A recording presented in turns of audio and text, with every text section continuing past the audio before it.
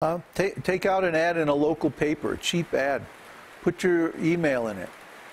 Say, self-sufficient community forming, and see how many people reply. I guarantee you, you'll get at least 100 replies in the next 2 or 3 months if you put a little ad in the paper.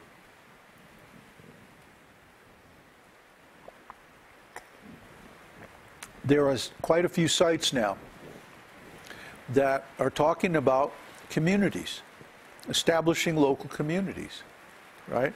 And all of them are going to fail. And you know why? Because their mood, their idea is the same as the current system. Let's enjoy the material world. As soon as you have this attitude of enjoying the material world, you're doomed to failure. You know why? That's the same idea that's behind the current system. So why are you going to make the same mistakes all over again? What value is that? If you're going to do something according to a system that actually works, not a system that results in failure. We know that the current system results in failure because that's where we're at right now. So if we're going to have a civilization that works, it has to be based on spiritual principles, not material principles. And I'm not talking about religious principles.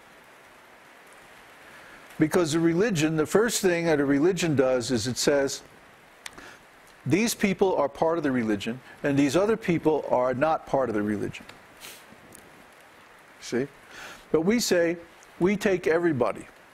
We accept everybody, as long as they're willing to practice our principles.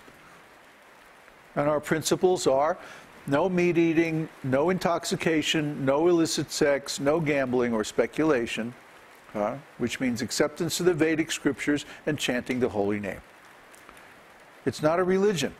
It's a spiritual path. It's not a religion. It's an esoteric school. You see? We don't have beliefs. We have knowledge. We don't have creeds. We have practices. You see? It's a difference between, we don't ask for faith. What we ask is that you do the experiment and you observe your own consciousness and see if the result is there. And everybody who tries the experiment and does it properly will get the result. This is scientific. This is repeatable. You see? This is real science, spiritual science. How can science, any kind of science, exist without a theory of consciousness? Because in science, you're supposed to observe. Right? You do an experiment, or you go out in nature and you observe. Who is the observer? Or what is the observer? Consciousness. You see why consciousness is so important? But science today does not have a standard, accurate theory of consciousness. Well, what do I mean by that? A real theory, an accurate theory, would allow you to predict the changes in consciousness. And they have no theory like that. Not in psychology, not in sociology, not in politics, not anywhere. Actually, the theory of science, or the philosophy of science itself, should be based on a theory of consciousness, because the consciousness is the observer. And without the concept of an observer, science itself is meaningless. They want to say that, oh, we have our measuring instruments, we have our machines, and they're observing the results of the experiment. But somebody has to read the machine. Somebody has to design the experiment, even more importantly.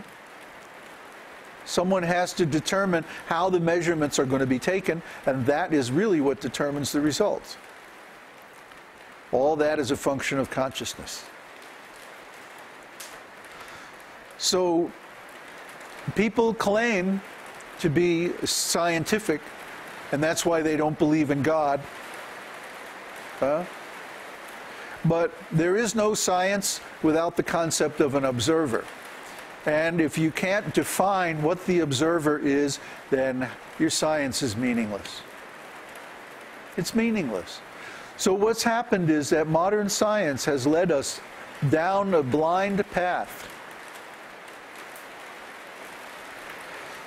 to where we have all this information about all kinds of physical processes, but it's not linked with the well-being of the observer.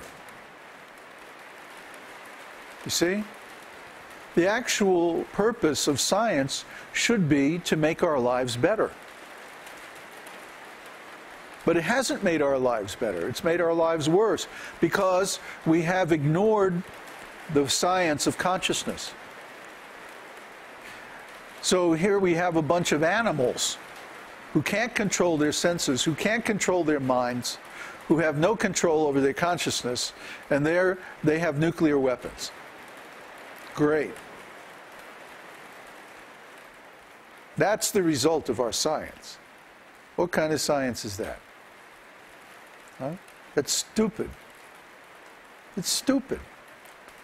Because we have ignored the science of the scientist. If the scientist is a rascal and he discovers nuclear weapons, then what's the use of that discovery? It's only going to harm everybody. If a scientist himself is a rascal and has no spiritual principles, no ethical principles, then he's going to discover all kinds of harmful things. Or he's going to apply his discoveries in a harmful way. You see? This is the point.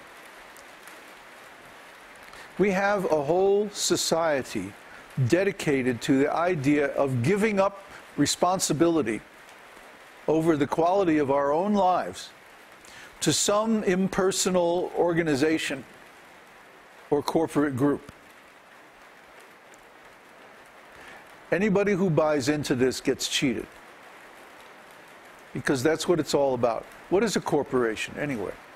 A corporation, you hear, like, especially in British corporations, such and such corporation limited. But what does limited mean? It means limited liability.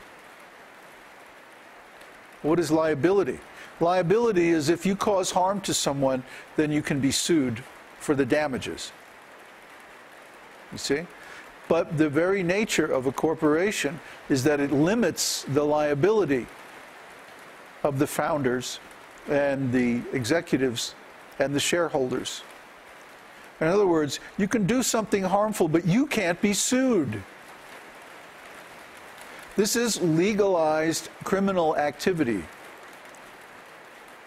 You see? We can do harm to people, we can do harm to others, but we can't be sued. We can't be penalized for the harm that we do. That's the actual nature and purpose of a corporation.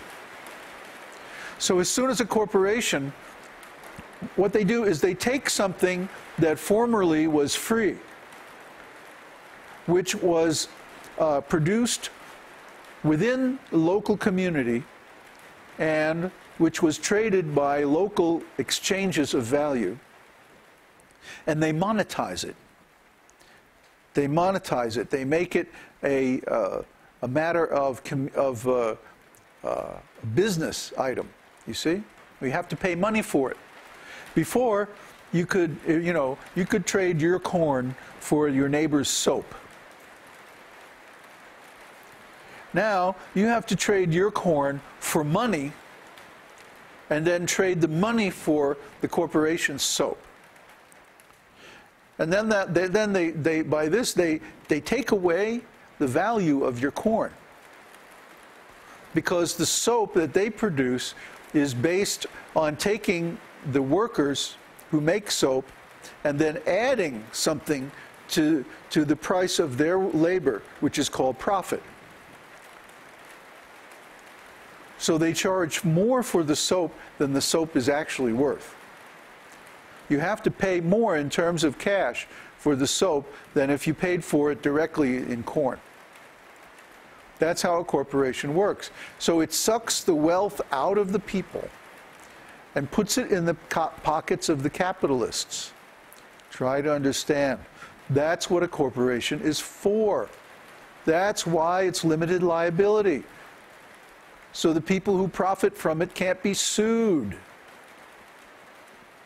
Try to understand. The more you cooperate with this corporation business, the more you become impoverished, a slave. Huh? And you have to measure everything you do in terms of its cash value. And that gives them, by setting prices, that gives them the ability